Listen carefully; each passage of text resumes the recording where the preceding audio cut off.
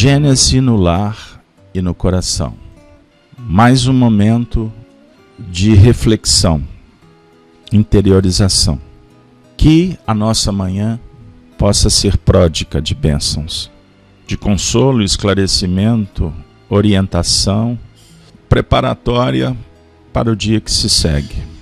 Hoje, dia 10 de abril do ano de 2020, vamos elevar o pensamento a Deus, ao mundo superior, para intercambiarmos com os amigos do mundo maior, benfeitores que nos auxiliam na grande jornada.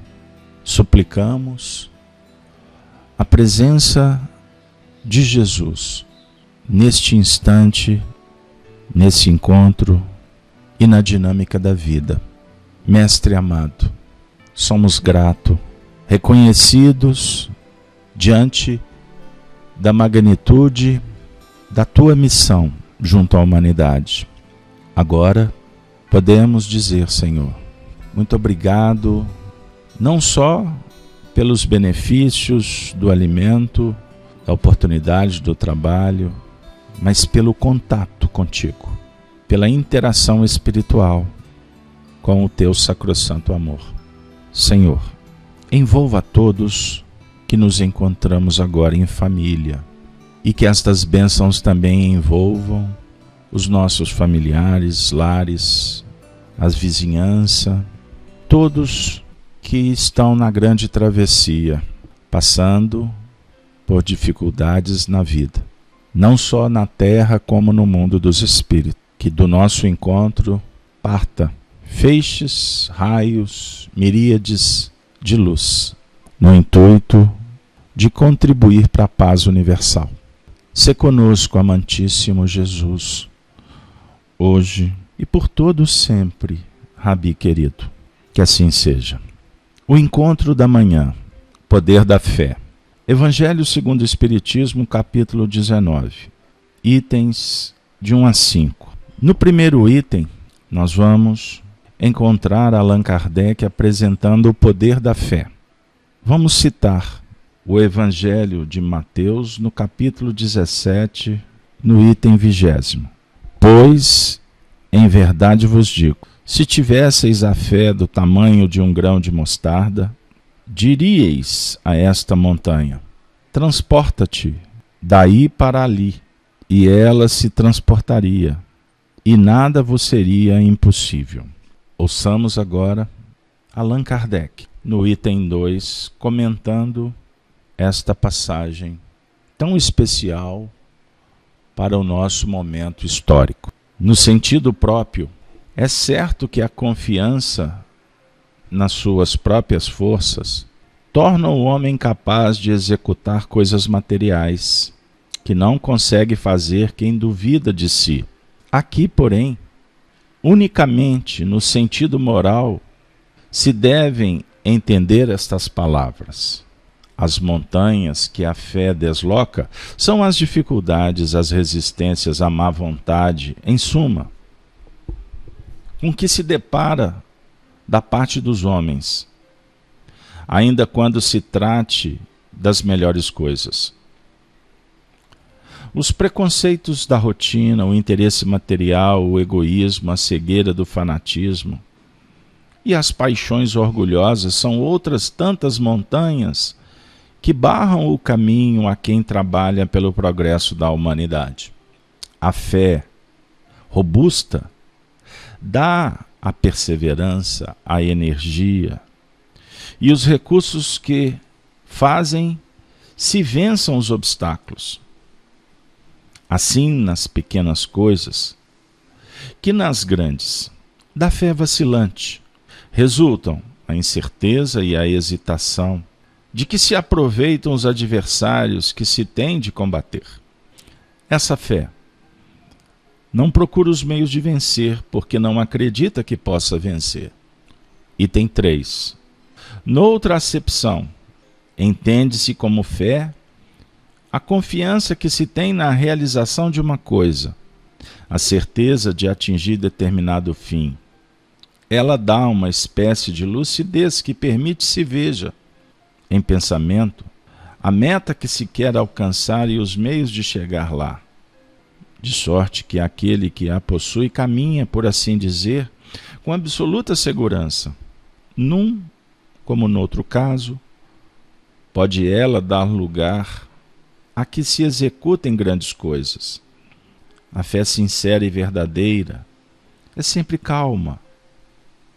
Faculta a paciência que sabe esperar, porque tendo seu ponto de apoio na inteligência e na compreensão das coisas, tem a certeza de chegar ao objetivo visado.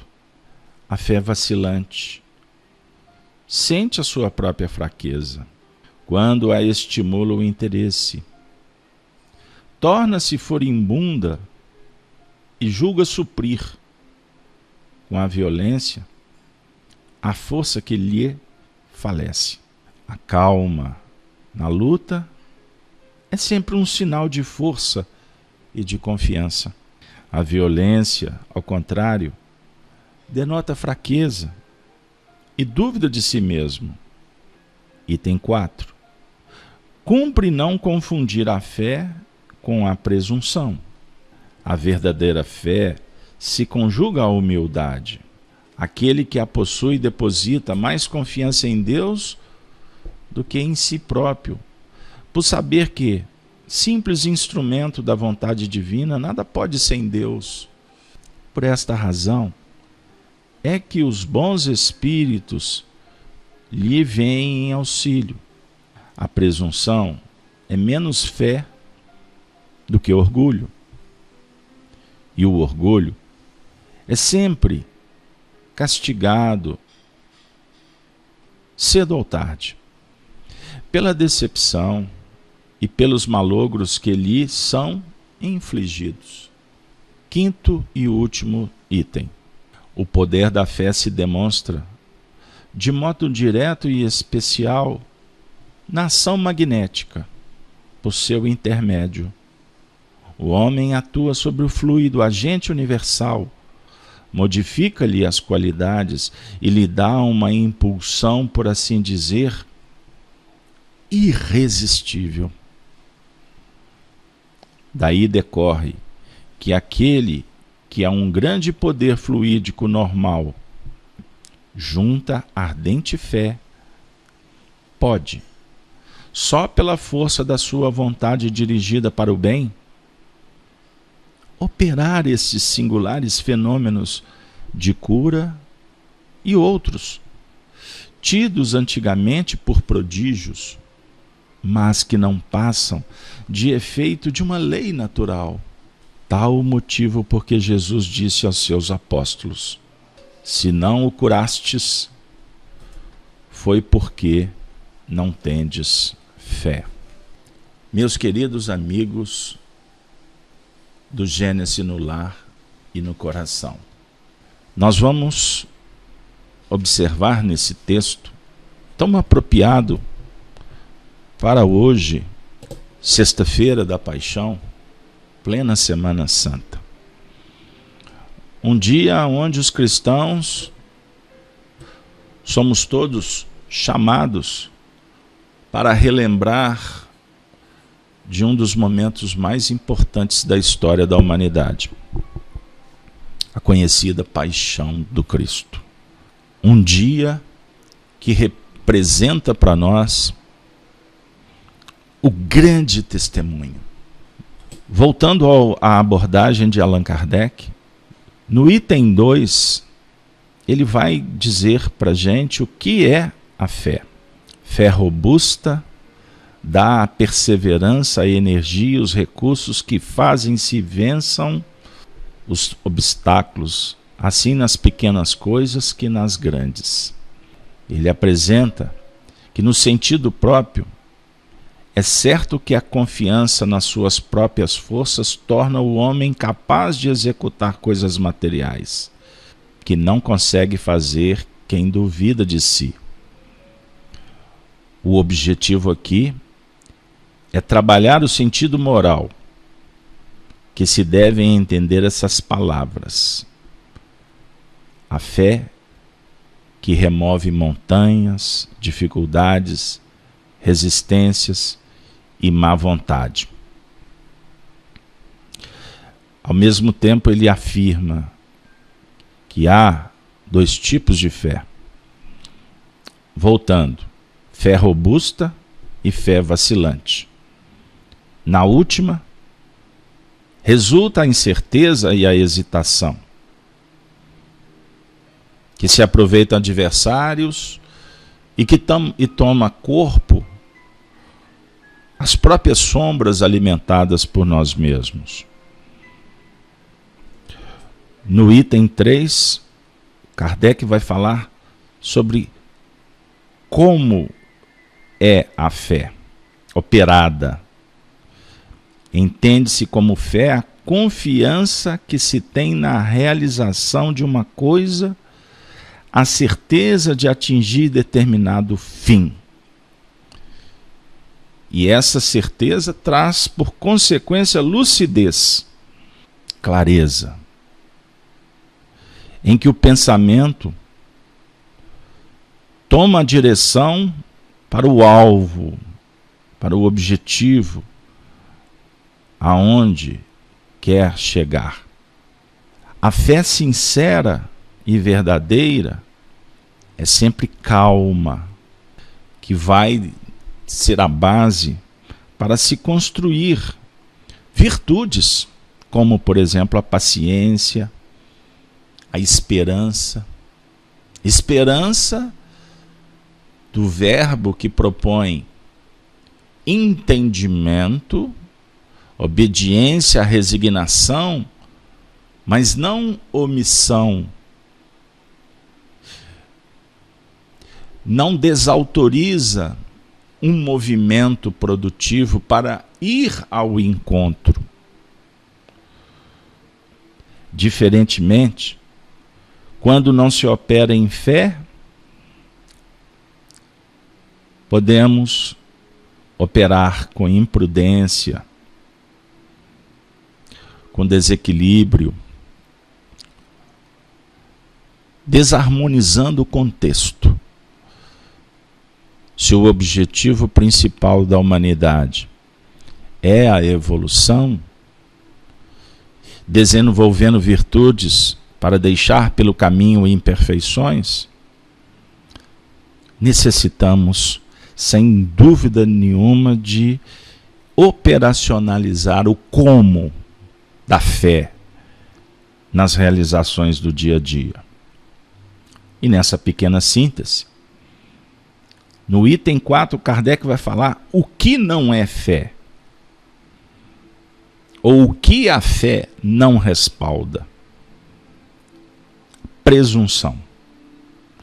Porque a verdadeira fé se conjuga à humildade. Nós temos trabalhado ao nível filosófico que as virtudes dialogam com as virtudes.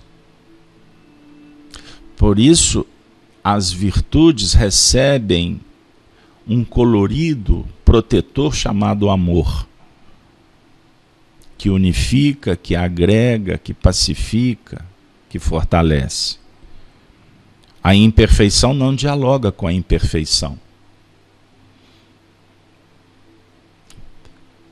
Por isso, ela tem prazo de validade, como a mentira dá tiro no próprio pé. A preguiça, ela não dialoga com o orgulho. E por aí vai. Humildade é a virtude das mais significativas no processo do aprendizado. A humildade, ela dá um tom especial à justiça. Ela se torna gigante com o amor. A humildade faz parte da ciência, a definir que ninguém é dono da verdade. A ciência está em franco processo de mudanças.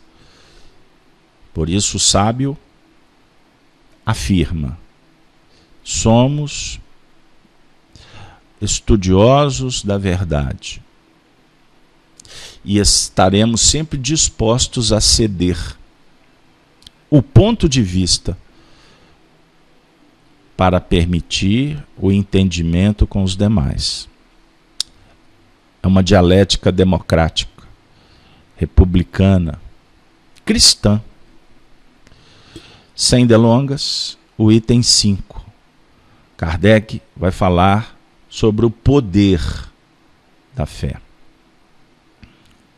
O poder da fé se demonstra de modo direto e especial na ação magnética. Por seu intermédio, o homem atua sobre o fluido, matéria primitiva, ou primeira, ou básica, que é o agente universal.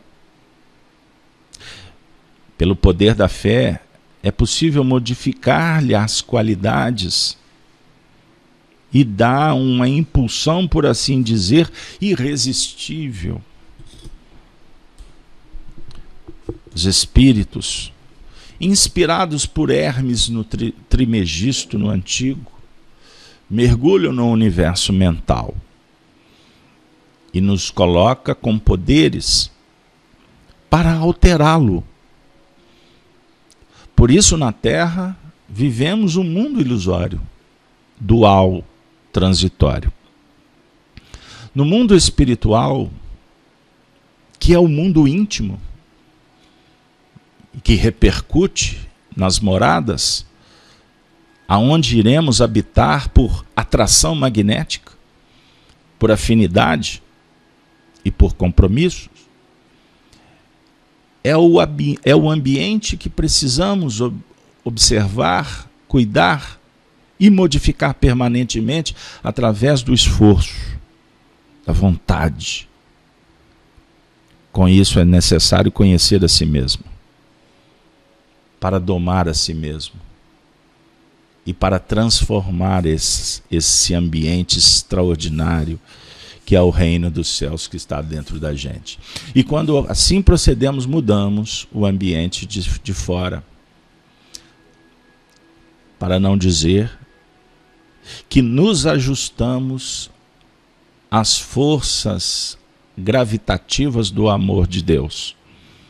Nos ajustamos à natureza, porque integralizamos a partir da valorização,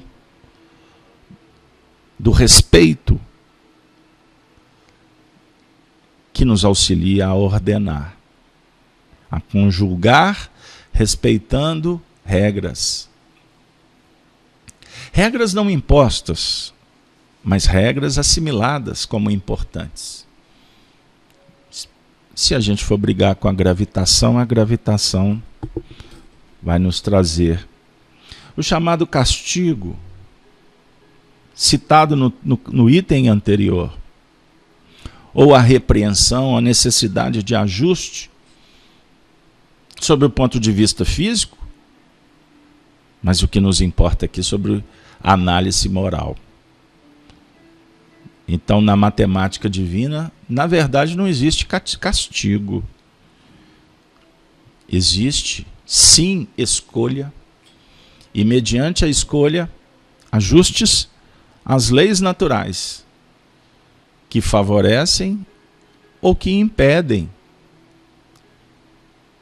que libertam ou que nos faz reposicionar diante das lições, para que a gente opere com virtudes: humildade, sabedoria, ciência, fraternidade, amor. E por fim, dentro desse item da manipulação do fluido, nós podemos externar a mudança íntima, pacificando, ajudando a reparação de tecidos, de órgãos. O passe magnético é um contributo, uma ferramenta valiosa que pode auxiliar como um medicamento que favorece uma desenvoltura mais eficiente do cérebro, no sistema nervoso, na recomposição de um órgão, de um tecido. Assim é o amor do Cristo. Obviamente, com as minhas paupérrimas palavras, o amor do Cristo, ele irradia, favorecendo, mesmo que imperceptivelmente de nossa parte, para que a gente se movimente em busca da justiça, do amor e da ciência. O que impede forças opostas e contrárias, a ignorância, o ódio e a injustiça? Isso é que impede. E esse impedimento, ele acontece pelo livre-arbítrio de cada um. Quando escolhemos o mal, que é a não operação no bem, forças se robustecem. Mentes, pensamentos, sentimentos que se afinizam com a desarmonização se aproximam. Eis a explicação das obsessões. Então, antes de ficarmos discutindo como que atuam os espíritos no seu sentido de fora para dentro, que é uma matéria importante, sim, para trabalhar, mas com Jesus, com o Espiritismo, nós vamos trabalhar primeiro a nossa relação conosco, a própria relação consigo, as estratégias do bem para proteção, profilática ou terapêutica, quando o processo já se instaurou, e depois observar com bondade e misericórdia, e não com ortodoxia, com exotismos, exorcismos, que caracterizam ações paliativas e de efeito muito curto, sem expressão. Se quisermos cuidar dos espíritos que estão perseguindo, agindo no crime, no ódio, na maledicência, na intriga, na separatividade, nas ideologias que só causam confusão, sem amor, nada disso terá respaldo das instâncias superiores, da jurisdição divina e da presença dos bons espíritos que operam, repetindo, em justiça, em amor e ciência. Queridas amigas e irmãos, essas reflexões, elas realmente nos tocam. Retornando à passagem do Evangelho, que nós lemos apenas o final, é um momento especial em que Jesus, os discípulos, vão viver uma experiência extremamente simbólica para todos nós. E agora, se me permitem, eu vou ler o item 1 na sua íntegra. Quando ele veio ao encontro do povo, um homem se lhe aproximou e, lançando-se de joelhos aos seus pés, disse: Senhor, tem piedade do meu filho, que é lunático e sofre muito, pois cai muitas vezes no fogo e muitas vezes na água. Apresentei-o aos teus discípulos, mas eles não o puderam curar. Jesus respondeu dizendo: Ó raça incrédula e depravada, até quando estarei convosco? Até quando vos sofrerei? Trazei-me aqui esse menino. E tendo Jesus Ameaçado o demônio, este saiu do menino, que no mesmo instante ficou são. Em seguida, os discípulos vieram então ter com Jesus em particular e lhe perguntaram: por que não podemos nós outros expulsar esse demônio? Respondeu-lhes Jesus: por causa da vossa incredulidade. Mas em verdade vos digo, se tivesseis fé do tamanho de um grão de mostarda, diríeis a esta montanha: transporta-te daí para ali, e ela se transportaria, e nada vos seria impossível. Mediante a extraordinária exposição de Allan Kardec lida, o retorno ao texto enseja agora uma percepção de nossa parte, inspirados pelos espíritos que coordenam esse projeto, mas também sugerindo que você que ouve este estudo, estas reflexões, possa também pensar aqueles pontos que esclareçam, que consolem e que estimulem na sua jornada.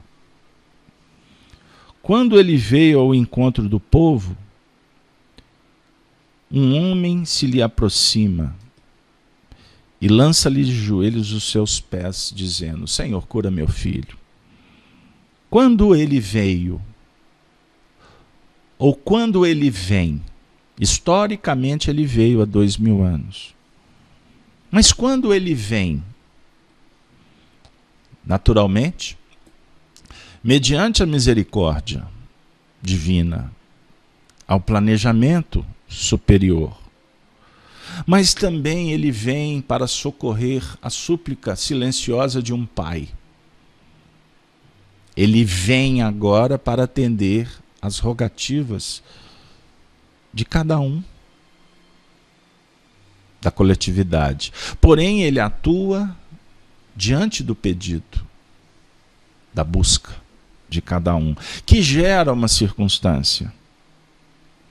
E o Pai lança-lhe aos pés um movimento de procura pautado na legitimidade, na sinceridade, na pureza de coração e na esperança, quando se percebe a autoridade espiritual. E ele, de uma forma lúcida, afirma que o filho estava lunático, o filho estava doente.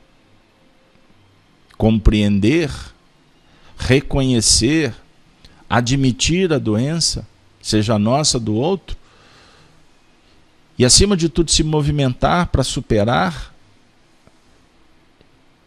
são elementos imprescindíveis para a atuação dos terapeutas.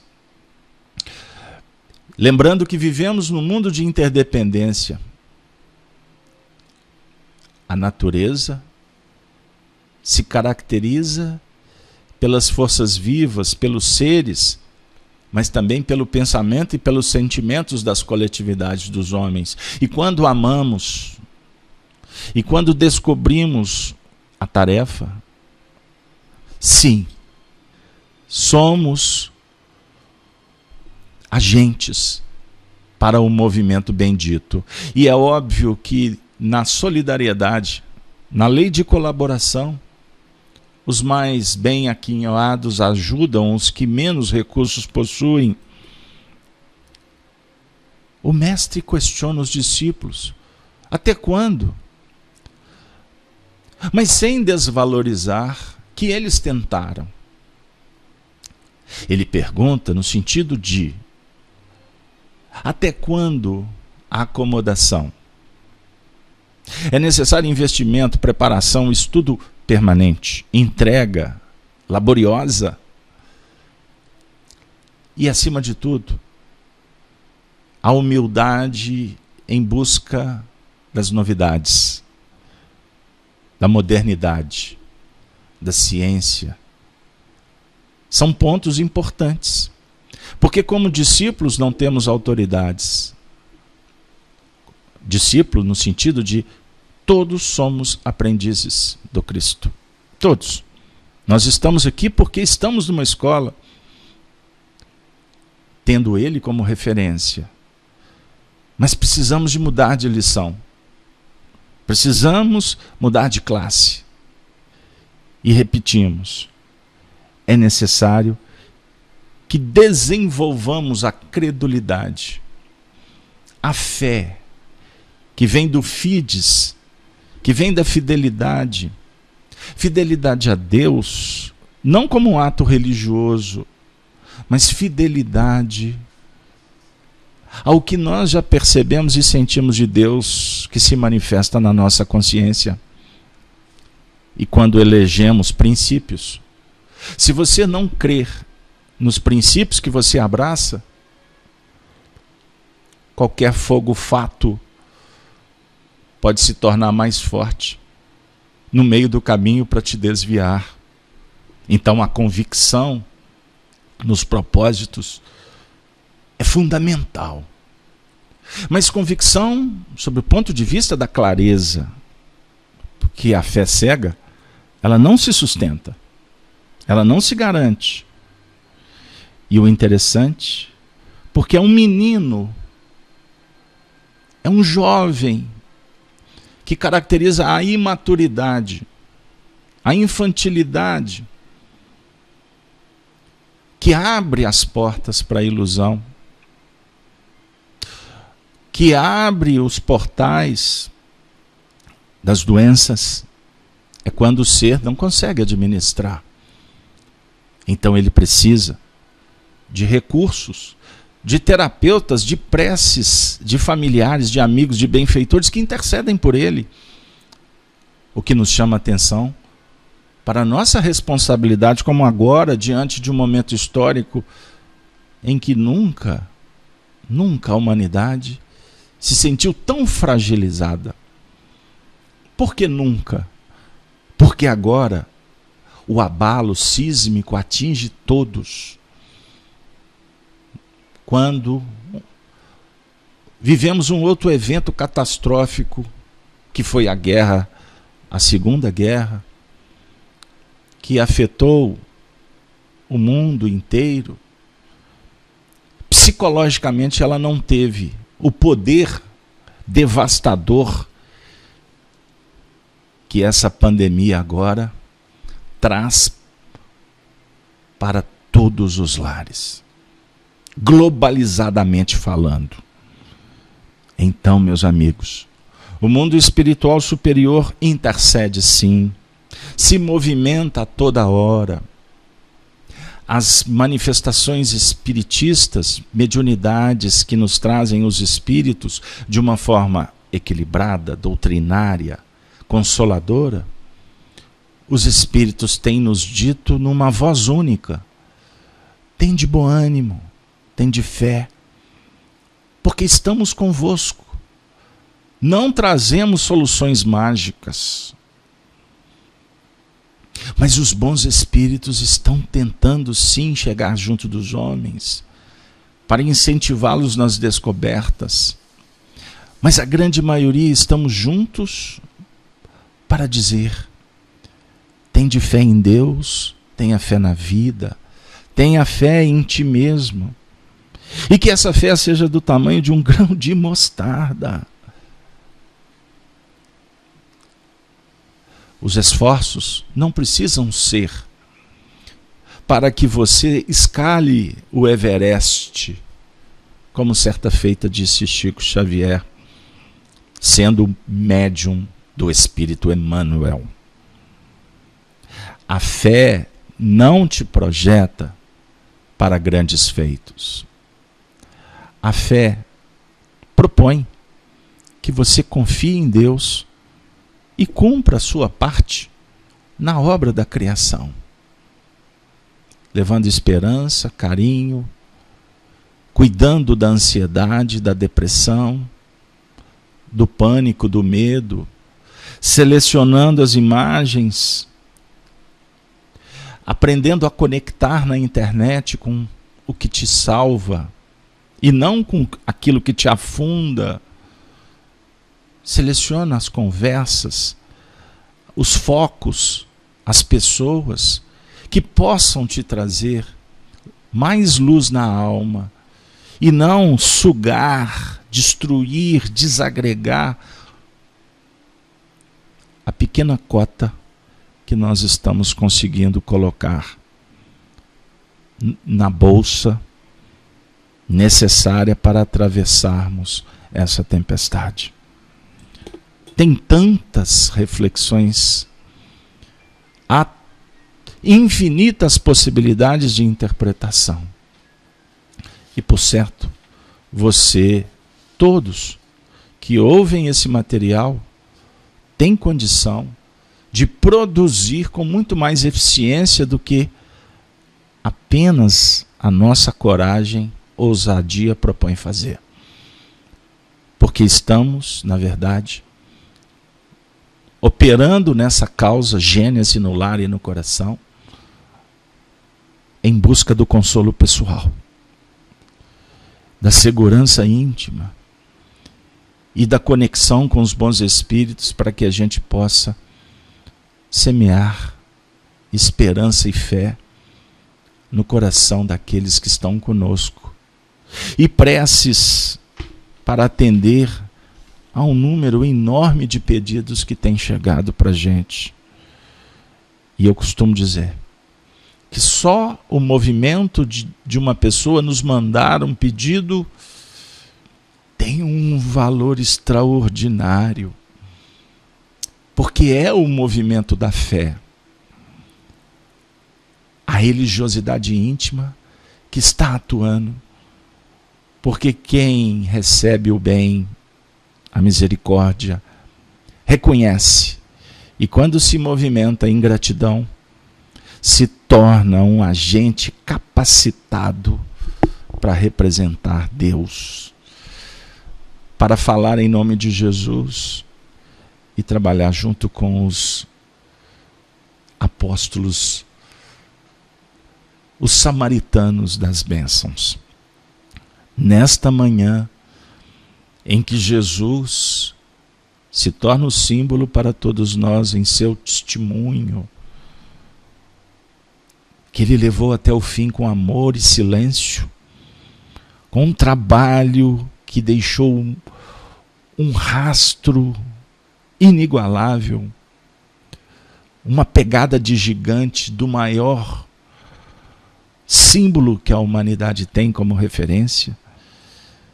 Nós nos unimos em prece, rogando a paz, a fé no coração da humanidade. E como uma nota de esperança, no final do nosso encontro, eu trago uma poesia de um poeta brasileiro muito admirado, muito cantado, as suas poesias, que é um samba que se tornou um grande referencial para esse povo brasileiro de fé e de esperança, de humildade e beleza.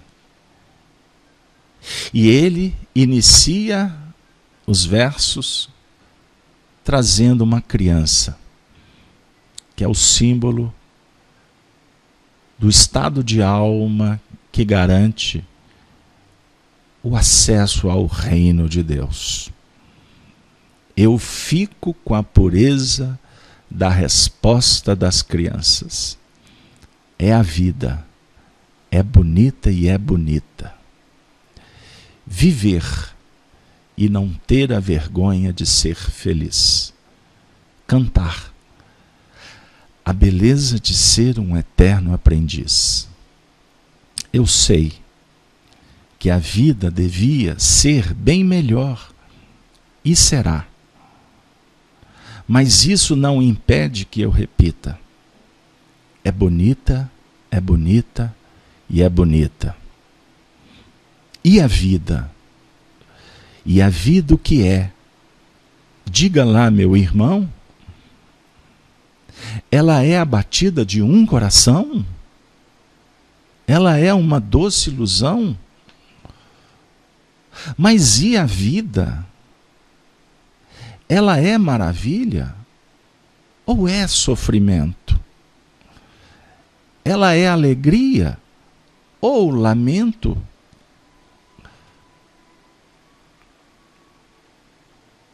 O que é? O que é, meu irmão? Há quem fale que a vida da gente é um nada no mundo. É uma gota, é um tempo que nem dá um segundo. Há quem fale que é um divino mistério profundo. É o sopro do Criador numa atitude repleta de amor. Você diz que é luta e prazer. Ele diz que a vida é viver. Ela diz que é melhor é morrer. Pois amada não é, e o verbo é sofrer. Eu só sei que confio na moça, e na moça eu ponho a força da fé. Somos nós que fazemos a vida, como der, ou puder, ou quiser. Sempre desejada, por mais que esteja errada.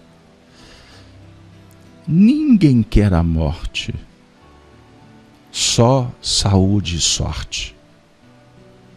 E a pergunta roda, e a cabeça agita. Fico com a pureza da resposta das crianças. É a vida. É bonita. E é bonita. Cante durante o dia. Viver e não ter a vergonha de ser feliz.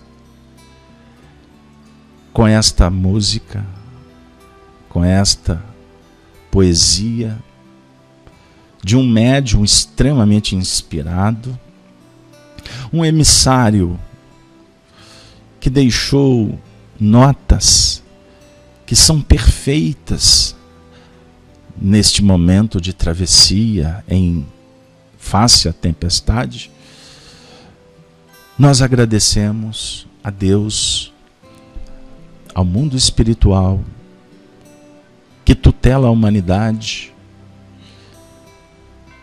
que envolve a terra em luz, sobre a jurisdição de Jesus. Nós agradecemos e rogamos que todos que estão matriculados e inscritos em sintonia com o projeto Gênese, que tenham todos uma excelente sexta-feira da paixão. E que Jesus realmente nos ajude para que a gente se ligue agora nas tarefas do dia a dia. Bom dia, Ave, Ave, Ave Cristo.